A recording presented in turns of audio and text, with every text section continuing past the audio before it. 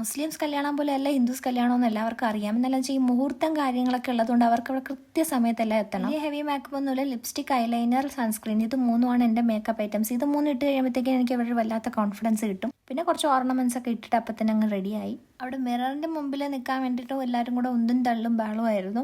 അതുകൊണ്ട് ഞാൻ പിന്നെ എൻ്റെ ഫോണിലാണ് നിന്ന് റെഡി ആയിക്കൊണ്ടിരുന്നത്. എല്ലാവരുടെ മെഹന്തിയിൽ അത്യാവശ്യം കളർ വന്നിട്ടുണ്ടായിരുന്നു. ഇവിടെ എനിക്ക് അത്ര കളർ വന്നിട്ടുണ്ടായിരുന്നു. ചിലപ്പോൾ ഞാൻ ലേറ്റായിട്ട് വരച്ചുകൊണ്ടായിരിക്കും.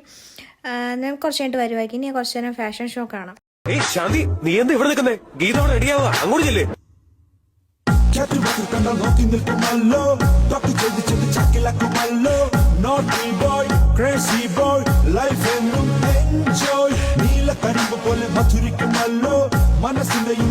കല്യാണമൊക്കെ ശുഭമുഹൂർത്തത്തിൽ തന്നെ വടക്കുന്നാഥ ക്ഷേത്രത്തിന് മുന്നേ വെച്ച് നടന്നിട്ടുണ്ടായിരുന്നു. പിന്നെ മറ്റ് ചടങ്ങുകളും എല്ലാം കഴിഞ്ഞു. നമ്മളിവിടുത്തെ ഒരു ആംബിയൻസ് ഒക്കെ നോക്കിക്കൊണ്ടിരിക്കുകയായിരുന്നു. അപ്പോൾ ഇവർക്ക് രണ്ടുപേർക്കും ഒരു ഹാപ്പി മാരീഡ് ലൈഫ് വിഷ് ചെയ്യുന്നു.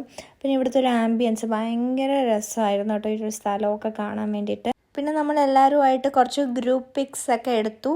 ഇതാണ് തൃശ്ശൂർ റൗണ്ട് കേട്ടോ. തൃശ്ശൂർ റൗണ്ടൊക്കെ ഒന്ന് ജസ്റ്റ് ഒന്ന് ചുറ്റി നമ്മൾ തിരിച്ച് ഹോട്ടലിൽ ചെന്ന് നല്ലൊരു സദ്യയൊക്കെ കഴിച്ചു. സദ്യ പോലെ ബോളിയൊന്നും ഇവിടെ കിട്ടില്ലായിരുന്നു.